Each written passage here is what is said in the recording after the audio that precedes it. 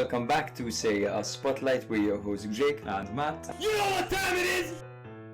Jake and I will have a very special soft spot for Salernitana. we love now. This might be bad. But your group has really some characters in it, no? Ora naħseb. Hello and welcome back to yet another episode of Serie A Spotlight. This is episode 212 and I'm your host Jake, joined today by Matt Fenech, exactly. No, this is not Matt, as you can see. Matt is still unavailable. Thankfully, the last we heard is that it's good news regarding his cat. And he should be joining next week, but fingers crossed, we'll see about that, yes. And me and Cesco are going to run you through all the action in Matchday 28 in Serie A. As you can see from his kit, Cesco is a Roma fan. I was pretty hesitant on wearing this today, but I have to represent. Okay, producer. Yeah, close to the mic. I'm gonna be like a hawk. All right. I was very hesitant on wearing it. When Roma lose, it's like a breakup every fucking time. But anyways. Yes, it's always of course you can, yes. Yeah. And those of you who are wondering where you have seen Cesco before, you've either seen him on a YouTube ad, because he's often on them, or else on the previous episode with Adam where we played the fan segment and he was going mental after Roma bottled their lead against Juventus. So yeah, that's where you know him from. But yes, Goal of the Week. Goal of the Week gave us quite a few options this week. There was, of course, Lauriente's lovely counter-attack goal against Lazio. There was Estupinian's goal in the Derby. What a marvellous moment. Frese's equaliser for Hellas Verona as well against Bologna was very nice. Boga had a lovely goal where he controlled a perfectly weighted Locatelli ball, rounded the keeper and had a coffee and then finished. Esposito had a lovely goal as well with a flying header after some nice Cagliari build-up play. Gallop from Palestra, though. Yeah. Palestra's a horse, man, literally. And then you have, of course, Alisson's goal with what is becoming a trademark finish with Alisson. This kind of Mbappe-esque disguised shot into the near corner. I mean, he did it against us, so yeah. I mean, it's his third goal now. Yeah. I think they're all from outside the box as well. I mean, I'm a fan. He's hit the ground running. He's doing really well. And of course, I think, though, the goal that takes the cake is D'Acunha's long-ranged rocket for Como. What a goal that was, bro. Incredible goal. Incredible. Like, I appreciate these goals, like Lauriente's goal, Esposito's goal, when the build-up is so smooth. Like, it's not fair to give the goal of the week to a long shot, but like long shots are so satisfying to watch. I mean, normally these are the type of goals which take the cake every week. Absolutely, bro. Totally. So before we get started, of course, shout out to our media partners, BenevoBid. That's Benevo, B-I-D, BenevoBid. We don't have any kits behind us, actually, but if you want any signed merchandise related to Serie A and football in general, do check them out on Instagram and their website, benevobid.com. There is proof of signature and most of the proceeds go to charity, which is absolutely great. If you are a fan of the show and would like to see this show running forever, become a patron. Become a patron today. Unlike this guy on my left who's in the patron group chat but is not actually a patron. And this is the perfect time to have this intervention, Cesco. You've been in the group chat for 4 years. This is why you wanted me to come over. Yes, this is why I wanted you on the podcast. I thought Ben Adbovit, or however you say it, was some Bosnian patriot. I couldn't lie. No. Okay. So please do become a patron, guys. Of course, Cesco is the ringleader of all the Roma fans. So if you do support Roma, please join and overthrow him. But yes, formalities. Let us run through all the matches of the week, and then we can discuss the Derby in more detail and Roma in a lot more detail as well. Okay. Oh, lovely. So starting with Napoli 2, Torino 1. Now, Napoli started strongly and took the lead early through Santos before controlling most of the first half. Elmas doubled the advantage after the break as Napoli dominated possession and chances. Torino pulled one back late through a Casadei header, but it was mostly Napoli in control throughout. Yes, do we call him Alisson? Do we call him Santos? I think Alisson, right, is the way to go. They're both Brazilian. I mean, you have Alisson, the goaler, Santos, the football team. Exactly. There we go. Match made in heaven. Take your pick. Cagliari 1, Como 2 was a lovely game of football. Como continued their push for Champions League qualification with a 2-1 away victory over Cagliari. It was Torino who opened the scoring early after some good pressing from Como and some clumsy play by both teams before Esposito equalized for Cagliari with a diving header in the second half. The match was decided by a moment of brilliance when D'Acunha struck a sensational shot from distance to restore Como's lead, securing a hard-fought victory for Fabregas' side. And Como are now experiencing these victories, bro, where you need to grind. These, like, normally we've seen them put teams to bed quite easily, but at this point in the season, for teams qualifying for top 4 or fighting for the league, these games become really hard. I mean, they're giving me anxiety as a Roma fan, knowing Como got promoted last year, and now they're most likely getting Champions League football. Let's face it, and they've put Juventus to bed twice this season. They've been winning big games. I mean, they're very competent. They're a very competent team, and I mean, it wouldn't be a shock for me if they get Champions League. Not at all. They at this have point. an amazing They're right identity. I mean, I would happily take 5 of their players and put them into Roma's starting 11. So for me, it's not a shock that they're doing this brilliantly. So absolutely. Remind me to ask later which 5 you would take, because that's an interesting question. I'm going to write that down. Write it down. Or should I write it down on my Bible? No, don't worry, I have it here. Yes, because Cesco came and brought the Holy Bible with him. Yeah, prepared here. I'm wondering... Shout out to my girlfriend who got me this for Christmas. How sweet, how sweet. Kira. Very nice. We have a story later to share. No, we don't. No, it's not an actual Bible. We can move on to Atalanta, to Udinese, to... This was a cracker, and Udinese against the bigger teams really show up, man.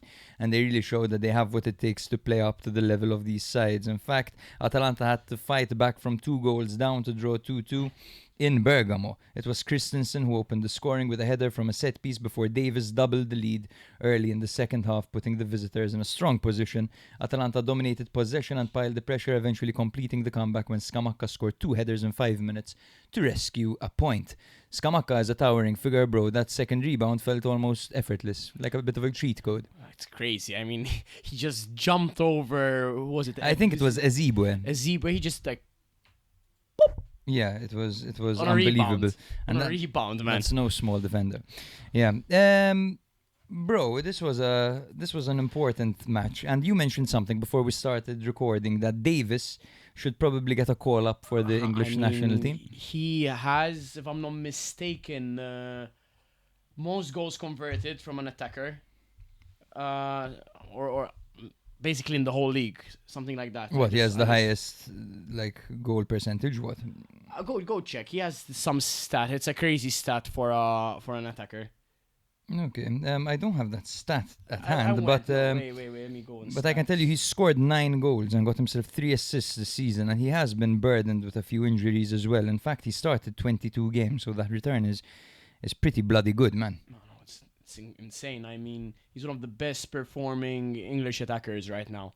Obviously, it's like there's this prejudice thing in England. When a player goes to Italy, we're like, forget him, we don't need him. It works both ways, to be fair. As well. It works both ways. I mean, you look at the Italian players who have played in England over the years, and it's exactly the same situation. Not to mention...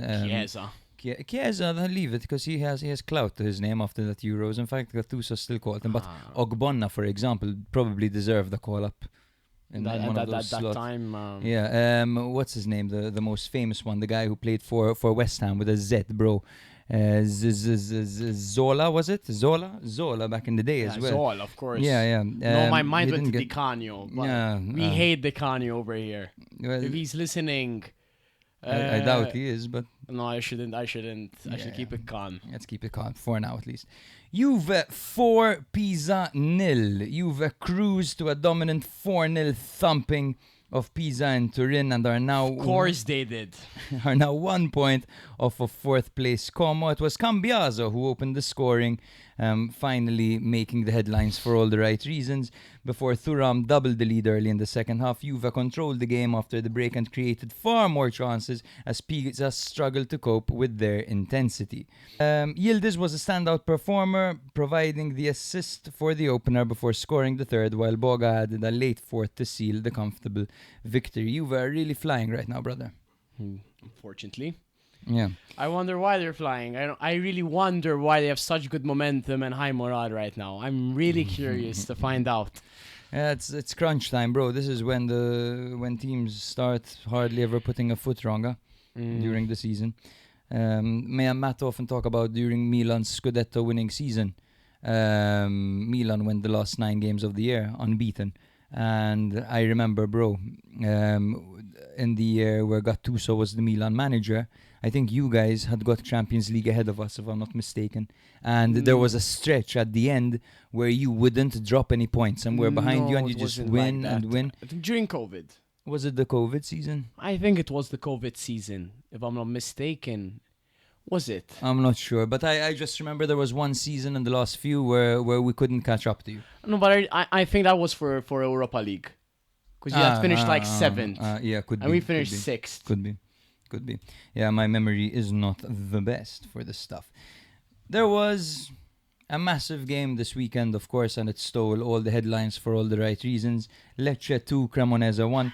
Lecce secured a crucial victory over Cremonese and what would be a 6-pointer. This was massive for their survival, and it was Pierotti who opened the scoring from a corner before Stulic doubled the lead from the penalty spot after a handball, with Lecce controlling most of the first half and making it look quite easy, to be honest. Massive goal for Pierotti because it had been almost 2,000 minutes since his last goal. What a player. What a player, huh? Yeah. Yeah, Bonazzoli pulled one back after the break following a headed assist from Juric. This was pure Route 1 football. Ball over the top to Juric, who heads it back for Bonazzoli to score. A goal crafted by 2 of Italy's greatest journeymen at the moment, with Bonazzoli and Juric. They are 2 gigolos, aren't they? Bonazzoli is like the replacement for Saponara and Lapadula for you guys. Exactly. Tyson has commented on YouTube. He said he's the most informed English striker after Kane, speaking about Davis.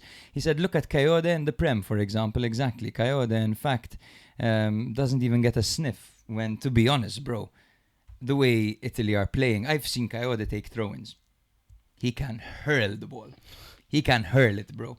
And honestly, I don't really trust Italy to create much outside of set pieces. So why not take someone who's a specialist at long throws and, you know, try to maybe sneak a victory in a cheap manner in these qualifications? Is Coyote like really, I mean, I'm sure he's physical. If he is, yes. Bolts the ball forward. But like, is he like fast? Yes, of course. I haven't watched much of Coyote. You remember him with Fiorentina? Sure. No, I remember. Yes, you're right. He has a face of someone who looks fast, but well, I mean that's what Italy need at the end of the day. I mean, we're so sterile. Like at this point, I'll take anyone. Absolutely, yes. It's definitely not. I mean, his surname finishes with an E. It's a vowel, so practically he's Italian, no? Yeah, that's how it works.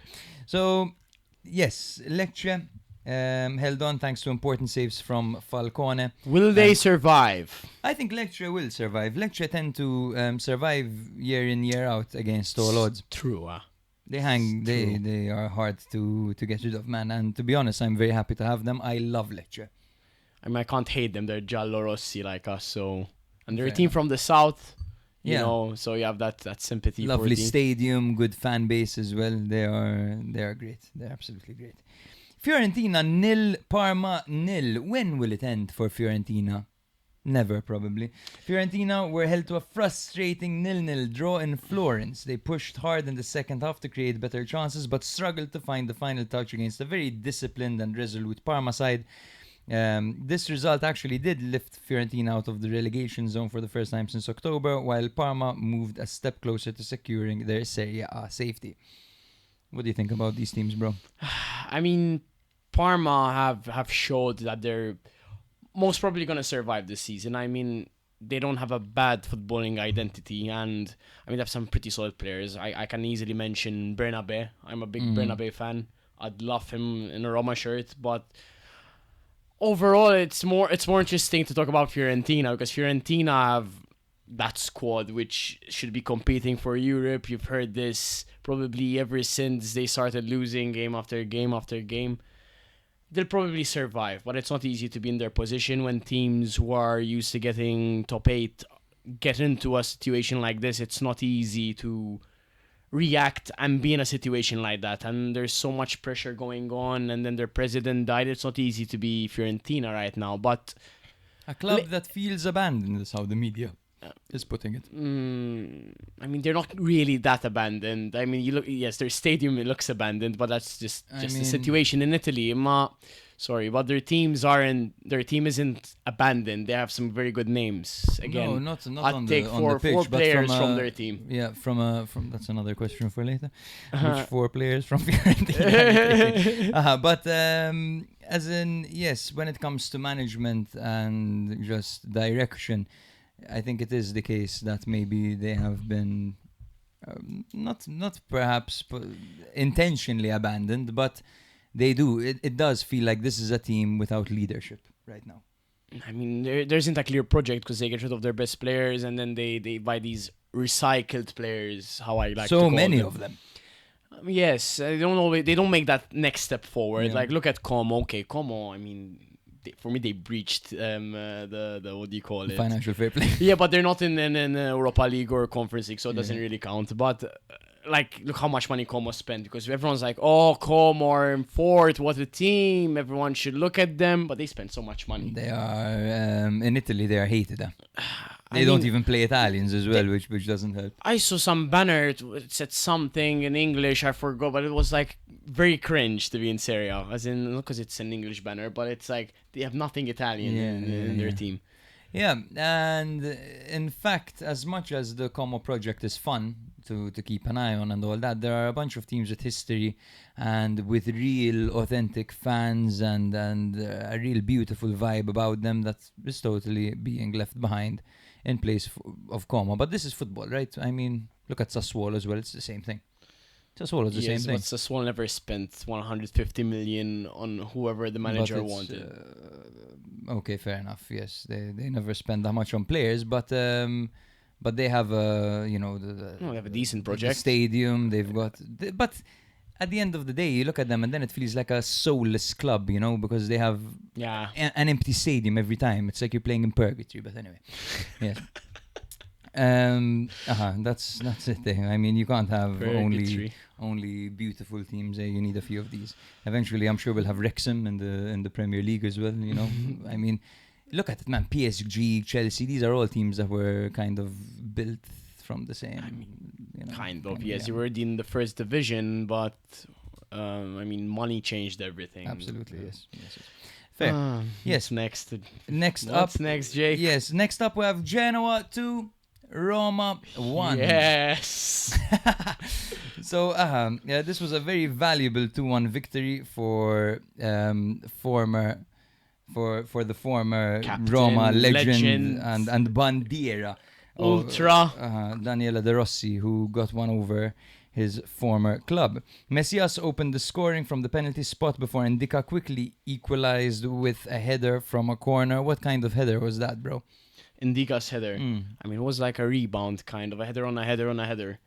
I mean, a goal is a goal, man. He's made it 3-3 now. He's scored 3 goals in the last 3 games. Crazy. Yeah. I have this thing, my cousin and I, Daniele, so Luca's brother. Yeah. Last year, I forgot what we were doing. We were in my room watching some random game. I think it was Roma Bologna, where we lost 3-2 under Juric. It was his last game. And we were like sitting in my room, drinking beer, and we're like, oh man, play Ndika to score. And it became this thing. Every time we were breaking a bet, let's play Ndika to score. And he never scored a single goal. And we kept saying this year, like Ndika to score. And he scored 3 in a row. It's crazy, yeah. Fair enough. And he is one of the reasons why I am now in 10th place in our Fantacalcio league. Because I actually have him. And I play him every week. Well played. Ndika. What a player. So Genoa regained the lead late on in the match when Vitinha finished from close range after a quick move down the left, sealing a big win that dents Roma's hopes of holding on to 4th place. We'll get into this in more detail later on. And I also want to ask, I have a bunch of questions about substitutions that should have potentially occurred. Yes. And individual performances and the future of the club, quite frankly. I want to get your opinion on that. So yes, we also had Lazio 2, Sassuolo 1 in a match which saw Lazio opening the scoring very early through Maldini. Loriente equalized through a lovely team move, and then Marasic went on to score a last gasp looping header. Absolutely amazing. What a short, what do you call it, description. No one cares about Lazio. So. Because these are two teams that, like, they're not going down, they're not going up. They're just there, right? I mean... But it was a fantastic game of Monday Night Football, and I thought Sarri against Grosso was actually top billing, because it was very, very entertaining end-to-end stuff. I'd never watch Monday Night Football because it always my Fantacalcio every time. Infatti, Lauriente scored yesterday, and I was winning 2-1 in a Coppa game. Like, I had a 1-goal advantage on the aggregate, and Lauriente scored. I still won on penalties, but like. What? Yeah, Matthew has spoken to you. Cesco, he said. Matthew! And yes, of course, bro, we have the big game that we need to talk about. Wow. We have Milan 1, Inter 0. Milan, of course, edged the derby with a very disciplined defensive performance, high intensity, high pressing performance. And it was decided thanks to a first half strike from none other than Pervis Estupinian. Inter had more possession late on but struggled to create clear chances. Milan looked more organised and completed the derby double. Now, bro, there were a few incidents I want to talk to you about, but first of all, what are your first impressions from the game? From Milan-Inter? I mean, I had the feeling Milan were going to win this again. I mean, it's been 2 years that they haven't won a derby, Inter. Yes. In fact, it's been 7 games without a win against Milan for Inter. That's crazy. Did you hear that, Daniel? 7. That's crazy, Daniel. I mean, even Daniel. At Milan's worst, Inter couldn't nudge you into losing. I mean, it's like in derbies. I mean, you understand me and I understand you because we support teams who have a very, very, very first derby. When you keep on losing derby after derby after derby, there's a point where it's so difficult to win a derby because you know deep down in your head you know that, man, I need to win. And Inter are probably battling demons from last year with the Scudetto incident, but Milan overall, I mean, when you have Allegri as your coach and I mean he organizes the game amazingly. Yes. It's Allegri. It was a lovely setup, and in fact the first thing that I do want to mention is that I think Allegri from the get-go, and to be honest, I did catch a glimpse of this during the press conference before the match. Allegri was asked something about the game and he replied like, you know, we prepared as best we can, now we just have to wait and see. And he did a little smirk. Chill-maxing Allegri. He chill-maxed, bro. He chill-maxed hard. And he has a cheeky smile, Allegri. And bro, honestly, and then the match started and you can see what he's doing. So apart from, of course, players swapping positions and disrupting and confusing the Inter players, which obviously is a core Max Allegri thing to do. He also pressed much higher. No, you guys pressed well from off the get-go. In fact, you can see in the 3rd minute, Sommer was forced into a mistake. That's very true. And you dominated on the wings. I mean, you played with Leao, Pulisic, Estupinian, Salemakers with Rabiot galloping forward. I mean, that's a lot of pressure to have on the wings. And I was looking at the game and like Modric, what are you laughing at? Enjoy 2nd place, you bums. Now imagine you win the Scudetto. That would be crazy. It would comment something like that, especially after last year and 4 years ago. Was it 4 or 3 years ago? Well, you get what I mean. Yeah. Anyways, Modric reminds me of Pirlo, man. Pirlo? Because he physically doesn't have much to offer. Modric, he's 40 years old. But the industry and work rate is on another level. But when he drops down, he plays 90 minutes most of the time. He drops down. He starts putting balls to the other side of the pitch. He gets players you wouldn't even think that you'd see them in your range of vision. And gets them on their own. I am totally enamored and blown away by Modric. Wow. He's unbelievable. And the fact that he presses so tirelessly, and he was leading the charge for most of the press this game. He was. Yeah, this is the first Milan derby double since 2011, so it's massive, absolutely. Did you win massive. the league that year? We did win the league that year. So yeah, there was the Kevin Prince Boateng, Michael Jackson dance. Oh. And guess what? I've got his kit. Did you plan on saying that? I did not. I just happened to have it by Kevin Prince Boateng was a player that I discovered, I came to know of his existence during the World Cup before when he played 2011 when he played with Ghana, exactly. And I loved that Ghana team. They had John up front. They had Asamoah Muntari was on that team. Yes. They were really, really cool. I mean, and they fun were to watch. Suarez handball from finishing in the semi-final. Exactly. I don't think that ever happened to And an I- African team. And I remember watching that game and thinking, this Kevin Prince Boateng guy is sick. I would love for Milan to sign this player. Lo and behold, bro, he actually joined. I couldn't believe it. I felt like I had superpowers. Before a time of Fabrizio Romano, Kevin Yeah. Prince Boateng is linked to Milan. In fact, Matthew has just said in the comments, the last time Jake cried was when Ghana got knocked out of the World Cup. And I think it it might be true, actually, because I haven't been the same since. I cried for Ghana, of course, bro, because they deserved to go through. They deserved it. And it was so unjust, bro. Can you imagine? For those who don't know, Ghana were about to score the winner late on. And the ball was going into the net. And Luis Suarez handled the ball out and got sent off. Ghana were given a penalty. Had they scored, they would have gone through to the semi-final.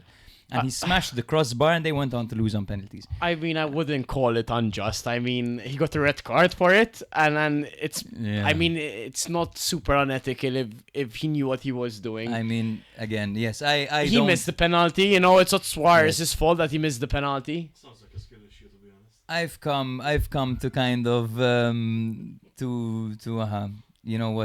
to like this stuff. I remember, for example, in the relegation playout between Spezia and Hellas Verona, it was Faroni who did something similar to save Hellas. He had handled the ball off the line. I mean, I would do it for my country would. or for my team, so I wouldn't really go far to say that it's so unfair. Of course, yeah. Absolutely, bro. So the first thing that I would like to discuss is Fofana's role in this team, because Fofana as a player, first of all, we've said this before on the podcast, that he's a player that ideally you play him outside of both boxes. Because he's good in between the boxes. Yes. If he doesn't have to shoot or if he's in defending in the box, because he's a bit clumsy. I don't know what it is about him. Very clumsy. If you go on Twitter and write Fofana, you are gonna have the time of your life. I'll tell you that. Yeah. And he, this game, positioned himself right between the Inter defense and their midfield. So Inter were constantly in this nervous dilemma of, should a defender push up to mark him, or should a midfielder track back and mark him? And with all the players running in, and Leao playing as a kind of target man, and Pulisic running in the channels, and Rabiot and Salamakers cutting inside, they kind of confused. They distracted the hell out of them. It's distracting because, I mean, you never want to leave. I mean, these are professionals at the end of the day. They're all capable of dribbling and shooting. Some less than others, yes, especially Fofana. But, like, you can never just decide to, okay, I'm going to leave this player alone. Yeah. But at the same time, you know, someone like Fofana, as in, I'm not saying he can't dribble, but he's not. I mean, he's very limited in those departments. He's an engine. He runs back and forth. He tackles, he takes the ball, he travels with the ball, but he's not going to create something. Fofana? As in, not he won't create not he won't create something, but he doesn't have like golden feet, if you know what I mean. No, look, Fofana has, honestly, perfectly weighted balls, brother. Is what Fofana has. When he plays a through ball, excuse the pun over there. When he plays a through ball, it always has the perfect weight, and it always impresses me how that ball for Stupinian, it stopped perfectly on Stupinian's left foot, and that's not the first time he gave it. I remember when Fofana first joined, he would do that constantly when we had Reinders in the team, etc., etc. He would constantly play these forward passes, perfectly weighted. So that is an element of his game that should totally be focused on, and it shouldn't take away, like other factors shouldn't take away from his main strength, which is very good. Like, for example, his shooting is so clumsy, and his sometimes, you know, he trips up in his own legs, as we all know. But he's a very capable player, and if he's deployed correctly, like we saw this game, he was a monster. I mean, all I'm gonna say is it's no coincidence that Allegri plays him week in, week out. Yeah. Oh, lovely. Yeah, exactly, brother. So yes, I need to tell you about my derby experience, Cesco. Tell me, I've been waiting to hear. So before the derby started, I went outside on my balcony. I took my laptop. I was in the zone. I was playing Football Manager. I left my phone inside. No distractions, nothing. I'm sat outside, you know, enjoying the fresh air and my laptop.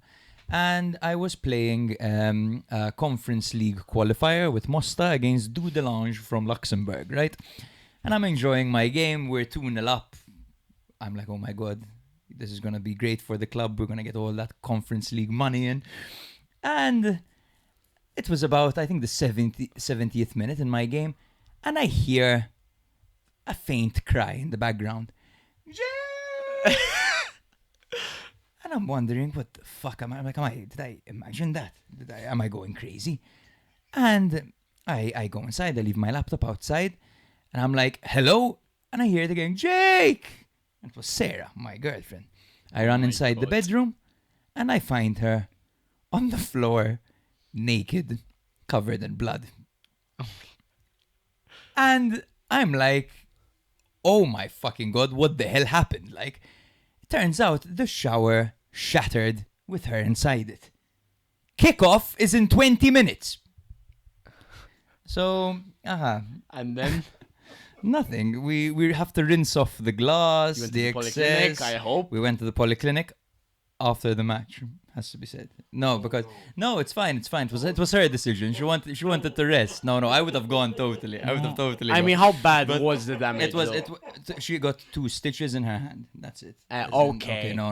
It wasn't. Don't imagine. The way you described it, naked, covered in blood. She was covered, but many of the grazes were superficial.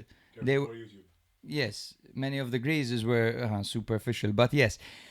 So I put some pressure on the wounds. I put her leg up, while watching the game. I couldn't even find. So listen to this. I couldn't even find the remote.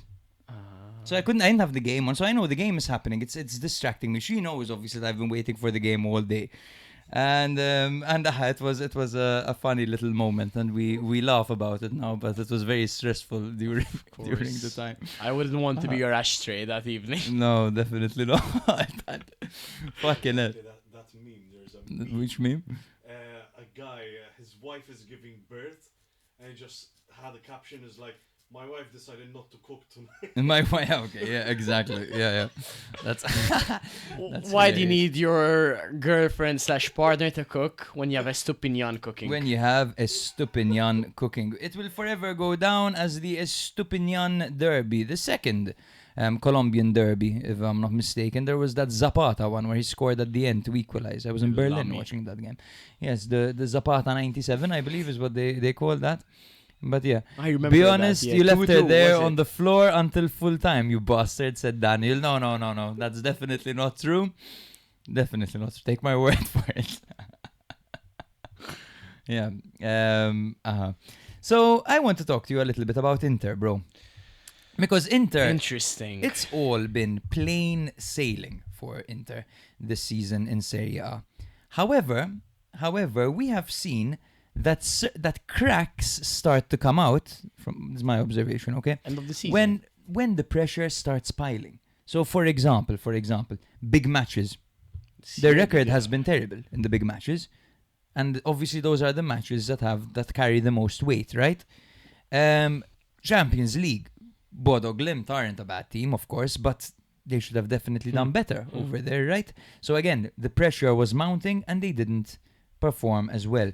With the last few games of the season approaching, and many of them actually being tough games, we're talking They're Inter. nearly all tough. Inter have the likes of Atalanta, Fiorentina, Roma, Como, Cagliari. Each other. Yeah, they have Lazio. Lazio aren't exactly tough now. By the way, Lazio, I mean, they beat Juve and drew them. I mean, Lazio are a weird team. Lazio cost them the league last year with Pedro. They're shit. They're very shit. But they have this something like they can still ruin your night, kind of. Because they have a very good coach still. Exactly. Their coach is great, man, and they still have players who are capable. So if set up in the right way, they can definitely do some damage. So yes, my question here is this Inter team perhaps? How am I going to word this? Is it obsolete? Not is it obsolete? Are they vulnerable to challenges, to hardship? Is my question. You can see their team. I mean, yes, you have Çalhanoğlu injured. Who was it in play? They missed Lautaro was missing. Leave Lautaro out of it because I mean I think Esposito is a very good replacement to Lautaro. I mean he got bullied though. I think you would want someone with a little because when you play a bit derby, you don't want to be a 20-year-old striker who hasn't ever played a derby before, and you're paired up with Bonny. So I don't blame Esposito. Plus, there's no Çalhanoğlu to feed them balls. I mean, no, don't fucking. I mean, looking at it, they're missing Lautaro Thuram. As in speaking to the microphone. They're missing Lautaro Thuram, Çalhanoğlu. They're missing. Normally, they play with Augusto. No, Augusto doesn't tend to they're missing start. Dumfries. Yeah, but Dumfries ended up coming on. He's making a comeback now. Starting 11-wise, I think they set up the best team in Italy. But it's a very narrow line, and the team is aging every year. So for me, they're turning into an obsolete team. And there's so many changes to be made. And when they lose players like Thuram, Lautaro, Çalhanoğlu, and Di Marco has an off day, I mean... This is the result of all of that. Sommer is say a passatur. Yeah, a filter. Oh yeah, a pasta filter, whatever. Whatever. About your point, on your point of them being obsolete, I don't agree with you that they are totally aging. I think this is a year of transition. They have many players who are on the aging side, but even more players who are at the beginning of their career or approaching their prime, right? I think that their inability to move away from the likes of Mkhitaryan and Sommer is what has cost them the points that they have lost this season, which haven't been many, but they've lost quite a few points because of Sommer, first and foremost. But this game, for example, I thought Mkhitaryan really couldn't keep up. I mean, and he had a really big chance to score. Mkhitaryan how old is Mkhitaryan? I mean, when he was 37 nowadays. When he was with Roma, he was already an aging player. Exactly. And he was fantastic. He was really I have good. a Mkhitaryan Fonseca, kid. right? Yes. Yeah, I remember And one that. season with Mourinho when we lifted the conference. But 37-year-old playing every week for Inter. I mean, yes, you play with Modric, but Mkhitaryan is not Modric. He's very good, but he's not Modric. I mean, Çalhanoğlu, is he going to leave? Is he going to stay? It's always the same, song and dance. Every season. I don't know. Barella, I feel this year was a bit... Barella... He's an engine, don't get me wrong, but... This game, we saw a glimpse, for a very short moment, a very short period in that second half, of the Barella of old. I don't know what's happening with Barella. He looks a little bit burnt out. He looks... leggy almost. I remember Barella being unbelievable, shooting from from everywhere, dictating the midfield, running up and down, bossing the tempo. Nowadays, I can't feel like not all he does, but he tends to be a little bit of a burden, man. The way he flails his arms around, the way he complains, and it's Same not like thing like Pellegrini. Oh, I can't stand that, man, in a player. This, like, put your arms down. What are you doing? Like, stop flailing. Hurt them, eh? Yeah, Christ, Football manager, coach. Higuain used to do that with Milan. The second he arrived, like the first missed pass, like this. But Higuain came to Milan to eat risotto and drink Aperol spritzes. Yeah. We have some insight from Dan, the Inter fan, that rhymed. He says, the cracks are appearing because our squad depth isn't great and we're missing Lautaro, Hakan, Thuram, Dumfries, etc. And Kivu won't drop Sommer or Mickey, but make no mistake, Lautaro is a huge miss. Absolutely. Exactly what I said. They're still the best team in Italy. I don't know. I think, for example, Bonnie, one thing that he doesn't show that Lautaro shows is urgency, man. I thought he looked a bit relaxed. I don't know. You don't want that up Because front. he made his money now. He went to Inter. Now he's relaxed. One very impressive thing that Milan did this game was, first of all, the wingers tracked back super aggressively, and they stayed narrow. They pushed wide, and they forced Inter to move down Luis Henrique's side. And Luis Henrique is the type of player who isn't going to cross because he's low on confidence. He doesn't do anything that's risky. I think he's one of those players that maybe worries about his stats, I don't know. Because he doesn't try anything risky. He runs down the channel, he turns around and he passes it back. He's constantly doing that. Fair. Yeah, and I think Milan exploited this by, forcing the ball onto his side as opposed to Di Marco's side. Because Di Marco, of course, is probably going to win the MVP of the league. No, of course. Yeah. But let's talk about that goal mangiato of Di Marco. Yeah. I mean, Magnan wouldn't have seen that goal. No, that was close range on the player that you don't want it to be at, right? That strike, and somehow he skied it. I'm not sure how that happened, but the hand of Allegri. Yeah, the hand of Allegri, court moves.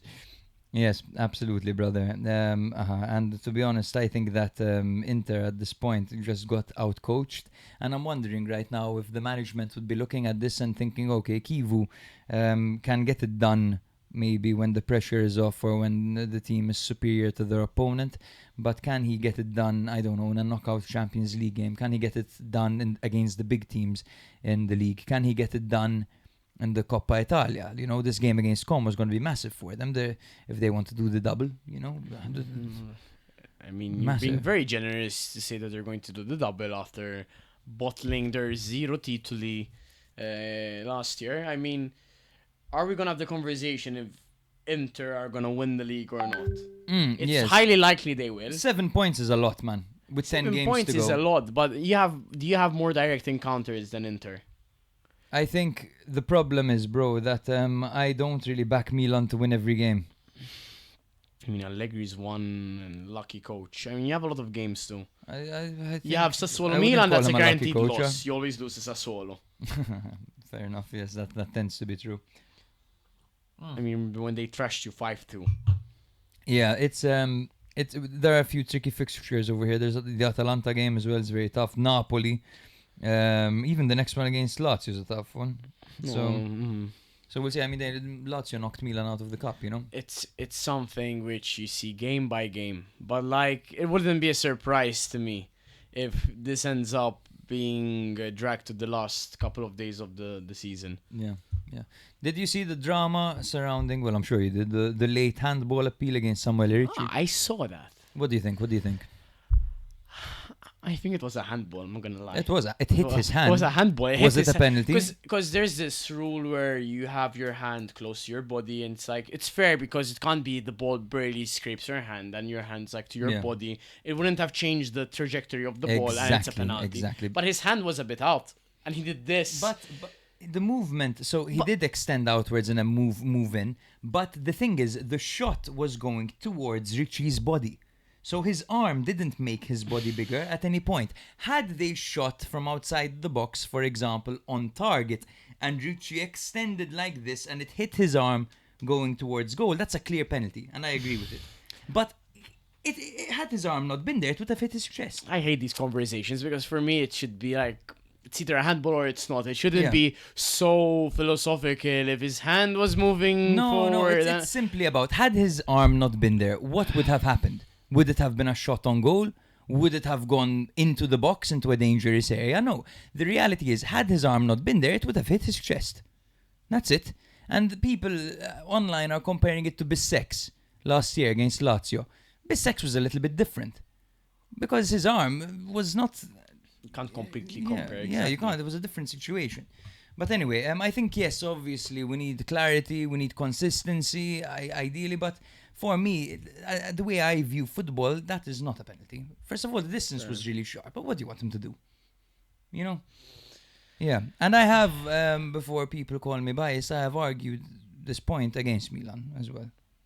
So do your research before you comment. I can't really talk about this topic because I feel if it's a classic penalty, if I was watching it in a Roma game, if it was against us, I'd have complained about it. If it was in our favor, I'd have complained about it not being given. The wine's working, it's magic. Yeah. But like they're awkward to comment on because it's like a 6 and a 9 depending how you see it. Yeah, exactly like a 69. So Matthew has said, watch the handball in real time, not the still image or slowed down version. It happened so quick and it was moving away from the ball. I watched it in real time yesterday and today. It moved towards the ball for a millisecond as he adjusted his body. It's really a millisecond. Like if you blink, you'll miss it. But it's very close. Like for me, if he gave it as a penalty, I wouldn't be surprised. But at the same time, if they insist that it was not going to change the trajectory of the ball, then I don't really have to protest about it. It's very millisecond dependent. Yeah. We have a comment for you from Daniel. This zero titoli shit needs to stop. Most teams finish most seasons with 0 titoli. We have won a lot more than most over the last 2 decades. I don't think that was a penalty, but all we know that one exactly the same will be given next week. That's the issue. Yeah. Yes, that's very true. I mean, we saw the same thing. For example, the Parma game, Milan-Parma. Mike Maignan was obstructed. And Bartesaghi was mounted during Parma's goal, 2 incidents. And then you see the following week there was a goal exactly like that, and a foul was given for an obstruction on the keeper. So I think it almost feels like they are using every game as a case study to improve the rule, which is weird to me because we are in year 3 now of VAR in Italy, and this is probably... What do you mean year 3? This is the 8th year of VAR nearly. How long has VAR been in? 2018, mate. 2018 VAR. Yes, we still had Di Francesco as our coach. We had finished semi-final Champions League. It's been 8 years. Has it been 8 years? I haven't years? seen any fucking improvement. You're showing your age. Fucking hell, time. 8 years it's been. 8 years. 3 years. This is the worst year I remember with VAR. No, it's horrible, man. It's really bad. The inconsistencies are massive. Yeah. And it's not even worse. Okay, they'll watch a replay. Okay, sometimes it works. But for me to ruin a goal, for me to even get more enraged when they don't look at the VAR, I'd rather not have anything. Yeah. And just allow football to be football. If someone's a centimeter offside, then to hell and back, wouldn't that made a big difference anyway? For me, no, I am totally all for VAR, but it definitely needs a little bit of improving. I think it's simply we've discussed this before, and I don't want to get too into it because it's boring for our listeners. But I think the overall refereeing committee needs to be improved. And I actually like Doveri, the one who coached this game. Who refed this game. He did a pretty good job, I think, and he tends to.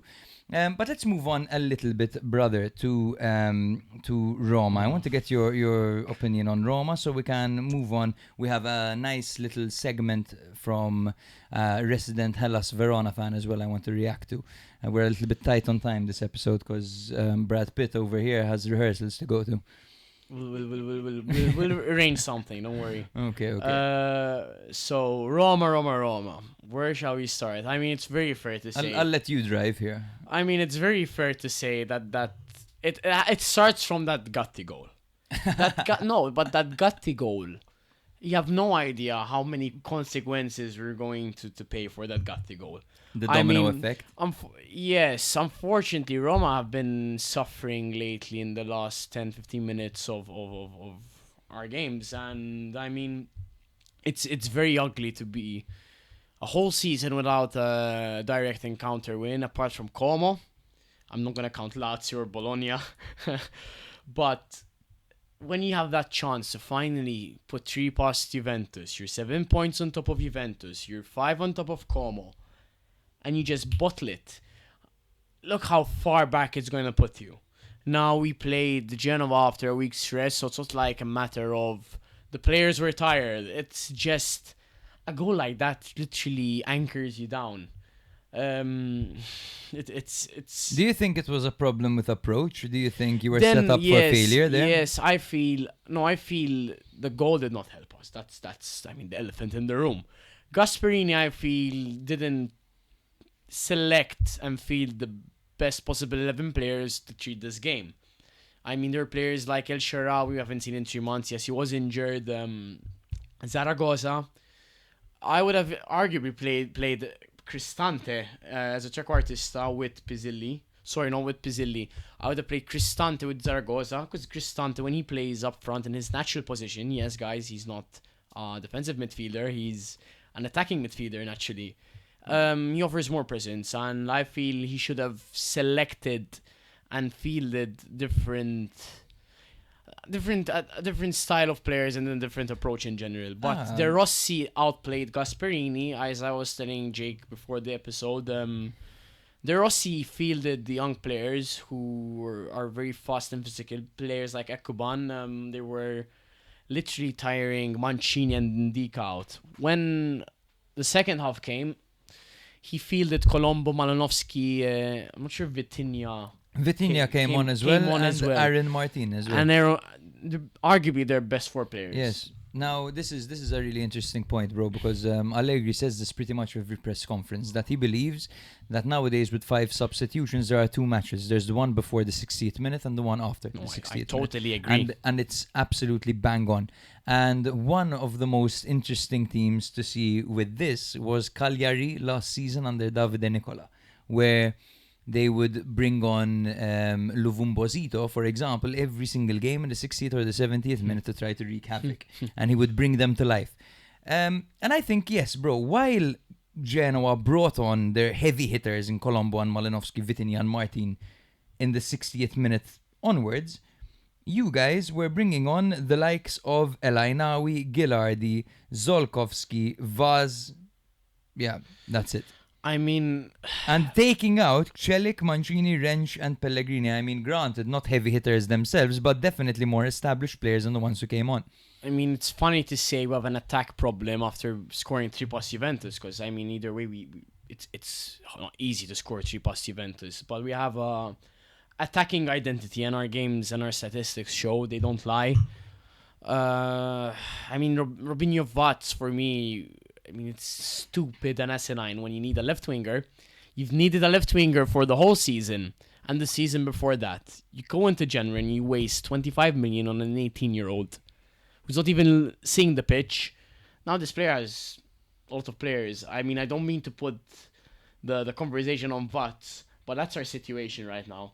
We have no one to bring on to make an impact unless we feel them or immediately. And in fact, Gasperini did say, no? He said, some of us want to qualify for the Champions League. Yes, and some of us want to sign Vaz and Venturino. Now, Venturino, I thought, quite inventive, he has a bit of flair. He's very good. He's like a different version of Soler. Just needs to arrange his decision making. We have a very young team. I don't remember seeing this much of a young team ever in my life for Roma. I mean, it was a heavy game. I mean, Genoa have the best fans. Well, not best fans. They're like top 3 fans in Italy, in my opinion, my humble opinion. And ever since De Rossi came, I mean, their identity changed like this. De Rossi also, I believe De Rossi really prepared for this game. Do you think that Genoa have been playing amazing football ever since we beat them 3-0? Even before that. We beat them 3-0. It was the only game they did not even show up in the game. And they're going to just show up. Sorry, not show up against Roma again at home. If you know what I mean. Yeah. It's like... De Rossi was aware of this. De Rossi was aware of this. As much as he loves Roma, he did not celebrate. He did not want to lose this game. Because, I mean, you know the media and how it works. De Rossi lost on purpose to Roma. I mean, I'm sure Genoa really prepared for this game. No, for sure. I mean, it goes without saying that we can assume totally that every fucking manager sets up his team to win, right? I mean, of course. Obviously, no shit. Now, apart from the biscotti, because we have a few situations where a draw benefits most sides and we actually see draws taken out. Case in point, the Como-Inter match, the first leg of the Coppa Italia. Como started out better. They started out better, but towards the end of the game, there were so many sideways passes and no one seemed to actually do anything with it. I mean, it's a first leg game. Yeah, the first leg game, they both knew that they have important games coming up and they just they played that out for a draw. Let's do an exercise right now, Cesco. Let's do a quick game of start, bench, sell. Okay. I'll read you the players. You tell me if you'd like to ideally start them, bench them, or sell them. Be realistic, of course. Okay. You know, you can't just bench everyone or sell everyone. Like, No, so, I have to choose one for all. So let's start with the starting lineup. Then we'll get to the sub. So Zvilar. So wait, I have to say Zvilar if I have to. Start, you would say. Of course, assume. Yeah, start. of course. No shit. He's one of the best keepers in the league. Yes. So start Zvilar. Yes. Mancini. But sorry, but like, do I say bench for who then? For example, I would start. No. Mancini. When you say bench, you don't. You're mention a saying replacement. okay. So you're saying does he fit in our starting 11? Yes. Exactly. Okay. Exactly. So start. So you have Zvilar, Mancini. Start. Indica. Start. Celik. Sell. Rensch. Bench. Pizzilli. Start. Kone. Start. Tsimikas. Not sell. Assassinate. Ventorino. Bench. Okay. Pellegrini. Sell. Sell. Cuore Romanista. I think the stream went off. Basically, I said Pellegrini, sell. Okay. Malin. Oh, start. Absolutely. So, from the team that you started against Genoa, you have many of them who would stay at least. So it's not it's obviously a season that you can build around. Yes. Let's move on to the bench and have a look here. Cristante. So, Cristante. Bench. El Ainaoui. It's hard because I really want to see him. I don't know what he prosper. does. I've seen him so much and I can't understand what type of player he is. It's so strange with Morocco. He's been amazing. I mean, that AFCON for me was one of the best players, and whenever he came on for us before he left for AFCON, he was so useful. And it's like he needs to do that next step, and I believe next year we'll see more for him. I'd say next year start, unless we Okay. don't sign someone very interesting. Interesting. Gilardi. Start. Start Gilardi. Okay. He's amazing. He's man. good. He's good. He is amazing. He's really stepped up since his He is Hellas amazing. days. He was a Hellas, right? Bro, as in, yes, you played shit, but I remember just drinking a beer after finishing my play. I'm watching the game, all of a sudden I see Gilardi grab the ball from our edge of the box, and he literally galloped to their box. As in, when you have a defender who does that, and he's a center back, he shows that he's an Italian center back. Italian center backs have this, like, nice finesse to them. I mean, look at Calafiori. Yeah, absolutely, bro. Yes, so that was Gilardi. Now we have Zolkowski. I mean, bench. Okay. Vaz, Bench. Gollini, Sell.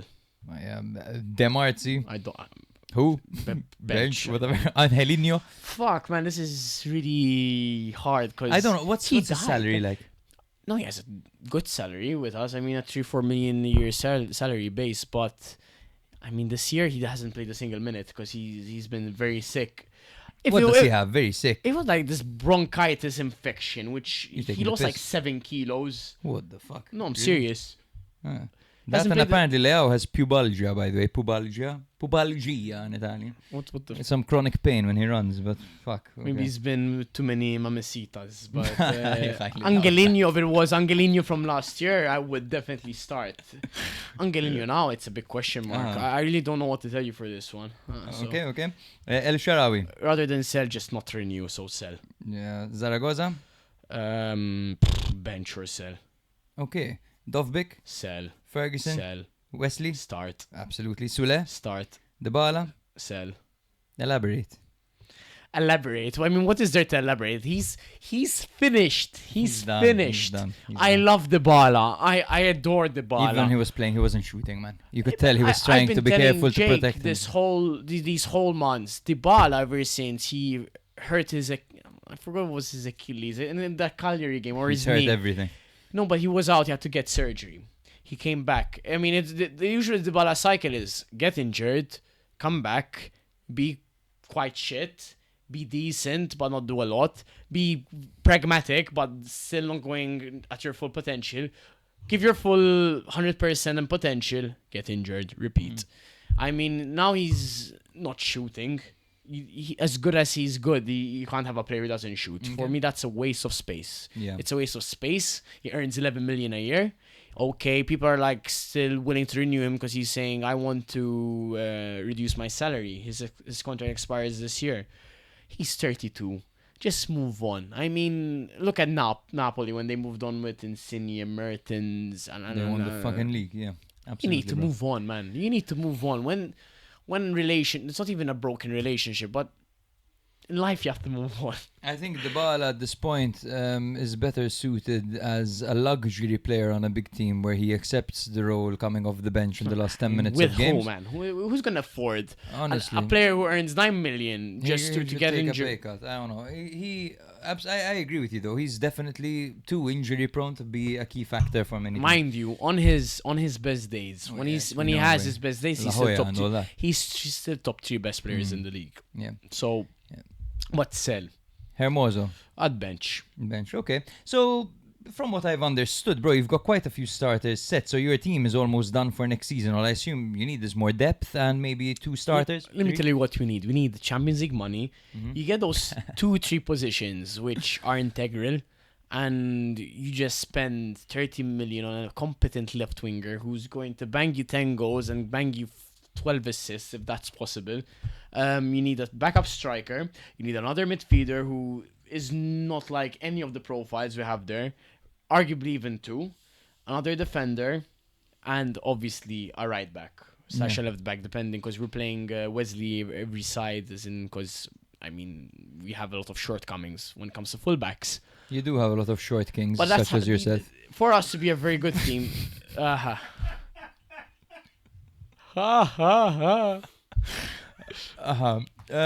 We have a comment from Daniel to you again. He said, "Will the Gatti goal result in 0 titoli for Roma this season?" I mean, not necessarily. I mean, look, I mean, not to jinx it, we're still in the Europa League. You are, and you have Bologna next. How are you feeling? I mean, I can't be scared of Bologna, because like if you're scared of Bologna, don't play in the first place. How are you going to win the Europa League? How are you going to win the Europa League if you're scared of Bologna? You know what I mean? But I have avoided them, yes, completely. For the coefficient as well. Okay, fuck it. But I mean, I only care if Roma if Roma win the Europa League. I do not give 2 fucks about the coefficient. Yeah, fair. So I mean, would I have avoided Bologna? Definitely. But now that we're facing them, I mean, we're better than them. Yeah. But yeah, I'd have rather avoided them. Fair enough. Bro, we are running short on time. I mean, we can do another 10-15 minutes. Yeah, but we have to do the Hellas reaction. Yes, let's do the Hellas reaction. So we've got our boy, Amam. I would love to react to some Verona clips. Yes, let's have a look. So Verona, of course, for those of you who might have missed it at the start of the episode, they actually got a very rare victory over Bologna. Very rare victory. A very rare victory nowadays over Bologna.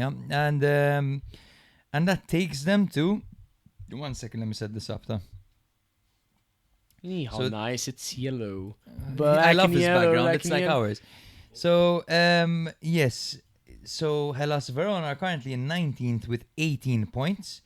In 17th place, Fiorentina they have 25 points exactly. So they are still some way off of safety.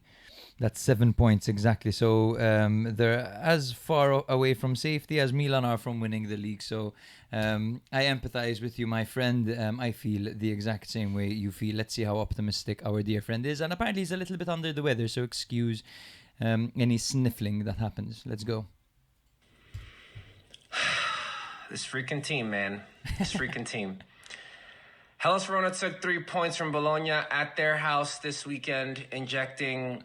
I don't know, hope, I guess, into our Serie A survival chances. So anyway, let's talk about it. The match, as I'm sure Jake and Matt outlined, started just like every other match seems to this season for Verona.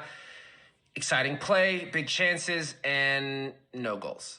Now, thankfully, the golazos that have also plagued us all season thankfully eluded us because... Dude, Santiago Castro almost scored a goal in the 11th minute that would have had me, I don't know, turn off my TV, open my front door, and just disappear into the North American winter where I live. Okay, that's dark, but, like, that's been the season for Verona. It's just been depressing. And, man, this freaking team. We have 18 points on 28 matches, and it should be a lot higher.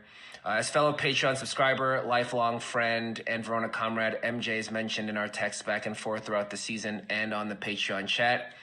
We just had too many missed opportunities.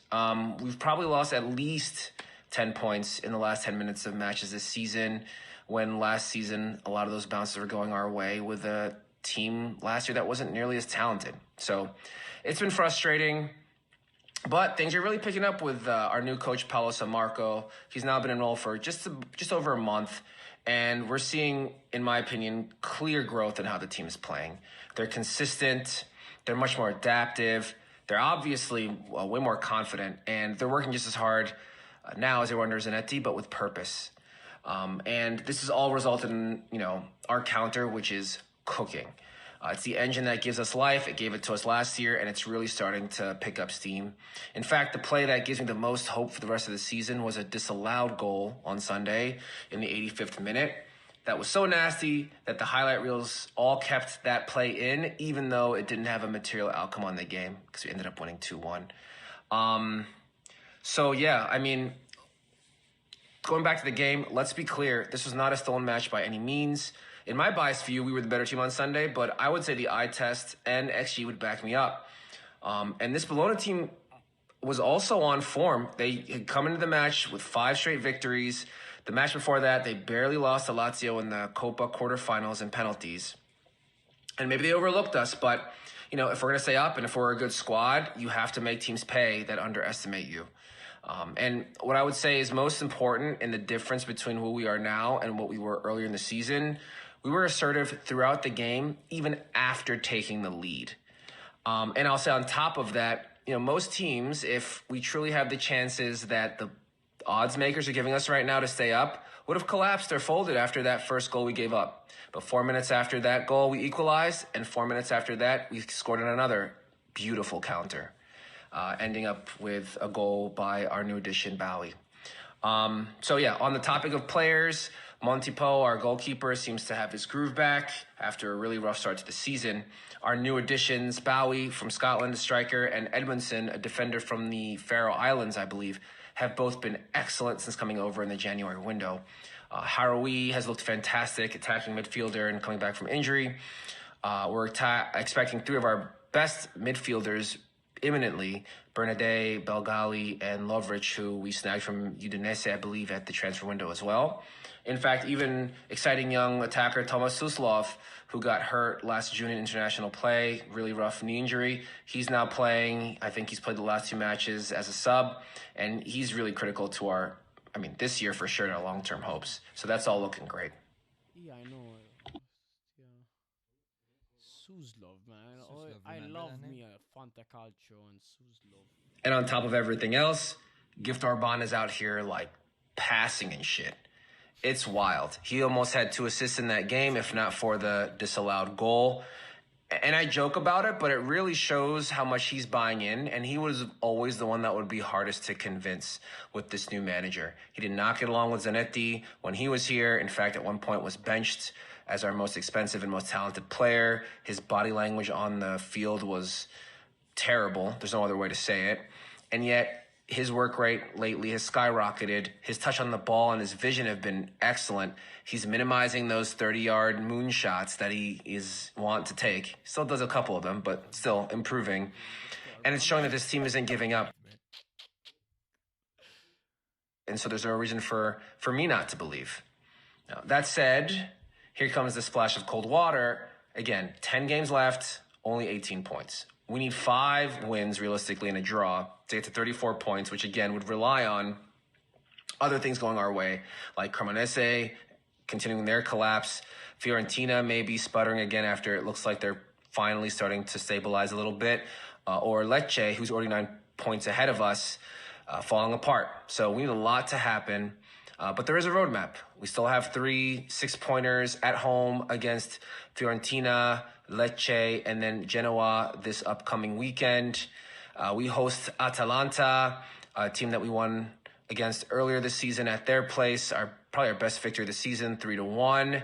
And shout out to MJ for finding this, but it turns out that just 3 days after, or rather, they play Bayern in Champions League, then Inter and Bayern again in an 8-day stretch, and then play us 3 days later. So, look, we're at the bargaining phase as Verona fans for this, I guess you could say for this depression that we're in right now. We have to bank on victories against teams like Atalanta for a chance to stay up, which is rough, but there is a path.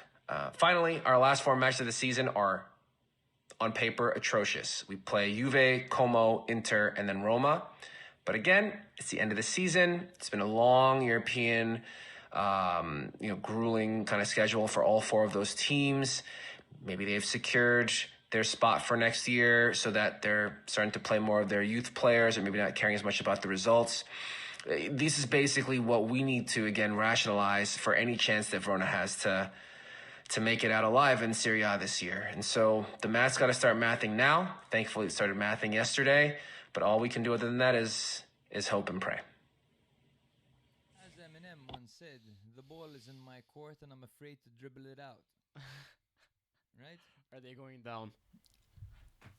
I wouldn't bet that they would survive. However, just as Amam, our dear friend, correctly said, the ball is most definitely in their court. What the hell is going on here? 1970. Oh my god, I'm on the 1970 league table. How did this even happen? Bro, just wait. Wait a second. I'm seeing Foggia and Serie A. I'm like, what the hell is happening here? Here, look. Yeah, here we are. Have it. They're 19th with 18 points. Cremonese sit at 24 points, which are 18th. Fiorentina 17 to 25 and Lecce with 27. So they have head-to-heads, as you correctly said, against Fiorentina, Lecce and Genoa. Those are 2 of them. At least are 6-pointers for sure. The Genoa one, okay, but I think Genoa are out of it, to be honest. It's not looking good, bruv. It's not looking good. However, it's not like the teams above them win often. Fiorentina and Lecce hardly ever win. So if out of these 10 remaining games, you win 4 of them, 5 of them, imagine that. You go on a good start. Are they though? You have, look. As you correctly said, Atalanta are going to be pretty knackered when they play Hellas Verona. No, agreed. They're going to have played Bayern Munich twice. They're going to have played Inter. No, it's going to be tough. In 8 days. And then they face Hellas Verona. A very tight, compact I would argue side. they could beat us. For example, if we're, I don't know, in the Europa League semi-final. I mean, I'm sure. I hate a game at the Bentegodi Stadium. We always lose there. Yeah. I mean, Tough place to go, huh? I mean, I wouldn't rule out, for example, beating Como, for example. These things happen. I've seen random teams survive on the last day, like Crotone. I wouldn't put it past them, but... So, in reality, Cesc, Cremonese haven't won a game in ages, you know? But and the I thing is, don't see them Cremonese, winning because anytime soon. But if they were in 18th, it's a different story already. However, I think the problem here lies with Lecce and Fiorentina, of course, right? They're in 16th and 17th. 27 points for Lecce, 25 for Fiorentina. I mean, Lecce have 3 wins in their last 5. Yeah. They're in a bit of a picking purple up patch. form, yes. Fiorentina don't always win, but I'm sure they'll win more than Verona, let's be honest. Yeah. The question is, can San Marco continue to build on this? I like the point he made about their counter-attacks. They look very good. They have, like, Gift Orban has most definitely bought into the system a little bit more. His work rate has improved, and I have noticed him passing more often, which is nice. As you correctly said while he was talking, Gift Orban must be a very difficult player to manage. Absolutely. I can imagine. And Suslov is back, which is massive, because Suslov is a leader. I really and he's like been there Suslov. for a long time. I like him a lot. He has international experience as well. I think he changes the game for them. And nice to see Bowie scoring. That might be just what he needs. I believe we have a comment. Can I just read it out? Nate, can I have a look? I think it was Daniel who said something. He said, tough ask for Verona, but nothing like a few nice signings in January to give you a push in the right direction. Oak Tree. Oak Tree. Inter's management didn't sign anyone in January. Yeah. But anyway, yeah, you guys got Malin at least. Malin and then a bunch of Malin and the children. Malin and the children. I mean, for me... No problem, you can keep talking. They can definitely hear us. Oh, they can still hear me. Yeah, they can hear you. Alright. I mean, Malin... Sorry, not Malin. For me, it's very funny and ironic that Gasperini looks like Jeffrey Epstein. And we have one of the youngest squads. It's so ironic. It's hilarious. Pull it up, Nate. Pull up. First of all, can you actually pull up Bove? Because I look like Bove. Look at... Look at this photo. Where's my phone? Bove. Oh, my phone's down here. Let me just foot job this. I saved this photo because he looks... Bove, just look it up. I think he'll come up. Go on images. No, it's telling me to share the password. Oh, Allah. So this guy looks just like Cesco next to me. Wait, look at this photo I saved of Bove. And don't tell me this doesn't look like me. This looks just... Wait, that's Bove, not you. Yeah! That's hilarious. We'll have to show this to the camera, actually. One sec. Yeah. This is... Well done. Look at that. I mean, don't look at me now with like my curly hair. When I slick my hair back and I'm clean shaven, it looks very identical to me. Yeah, he looks a lot like you. We all know that Gasperini looks like Epstein. That's not news. That's hilarious, man. And he likes his young boys. Or does he? Because he complained that He complained. He likes old boys, apparently, like Marlon. So that is that. Thank you very much, Omam, for your video. I know it was last minute to us, but thank you so much for coming to our aid. It's time for our Fantacalcio standings. Our patron Fantacalcio Grande Salernitanga. You're doing very well, Cesco. As you can see, guys, Yes. Cesco is in 4th place, Salernitanga. Inter, your mom, is in 3rd. That's David Vavra. As Matthew, my brother and the co-host of this podcast, is in 2nd place, Zanetti's asshole. And Alan is still in 1st place. Katana choked me, it's gonna Maxi. be What's the very points hard. discrepancy? Because my eyesight has failed I have me. 2055. I have 30 points to catch You have Alan. 30 points. That's a lot, huh? It's a lot, but you know why it's a lot? Because we have the same players, man. Like That's when the indicas of this world make a difference. you know why I went well this week? Because I have Maldini and Yildiz. That's literally why I moved up with 72 points. Yeah. There were many goals this week. Notice that I have entered the top 10. Well, That's welcome to the party, man. my life, mate. I've overtaken Gym City life. My girlfriend is nowhere to be seen. She's got a bit of a cloud over her, my girlfriend, falling in the shower with fucking glass all over her. I and remember when we missing out on the top 10 in Fanta. when we did the Fantacalcio with like the normal way with your girlfriend Yeah, and Matt's girlfriend. That was hilarious, man. they're so good. They They- look at stats, man. They only look at stats, and it seems to work. They don't have any of that logic that tends to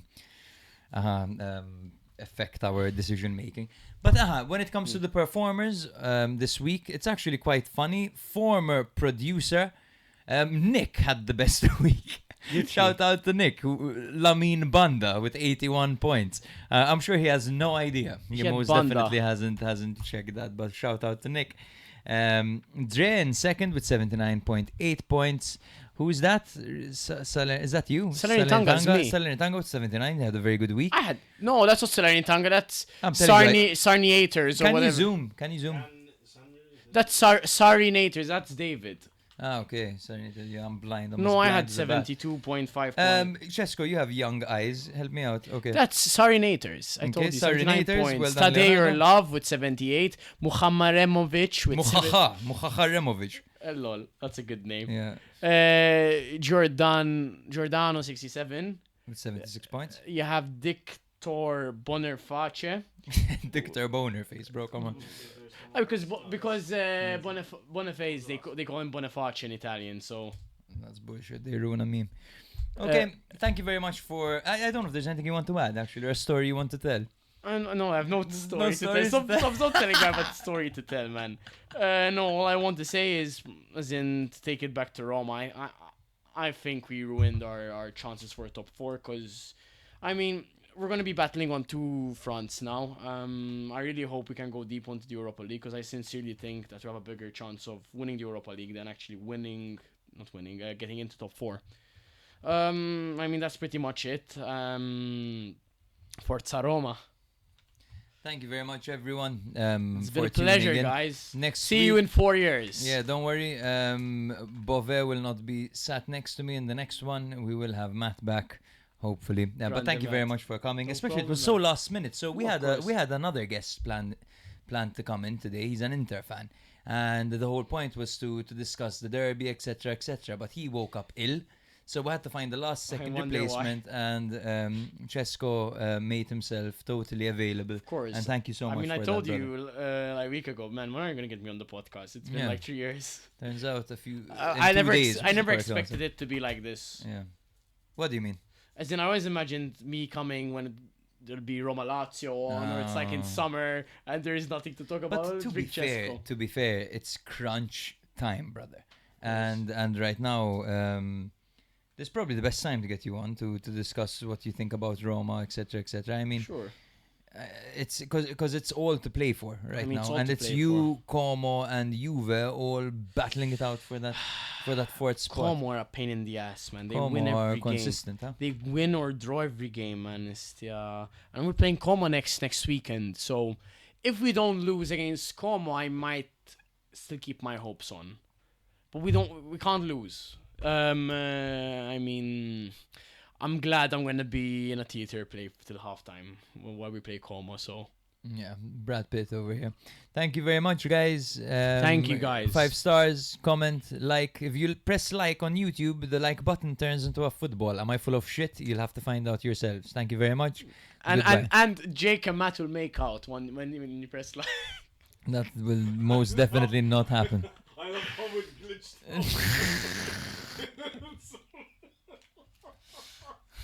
LOL.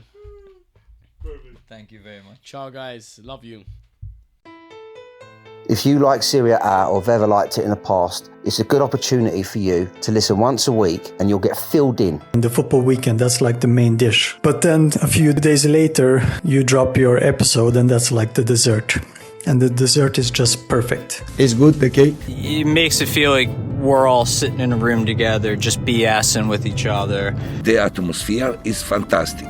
I promise nobody will ask you to send boob pics. Sometimes may be good, sometimes may be shit. I love how you go into so much detail and show so much passion towards each and every team. Literally, no team is left undiscussed. When I listen to you, it's like I'm talking to you in a pub. It's like I'm chatting to a friend and you're chatting to me.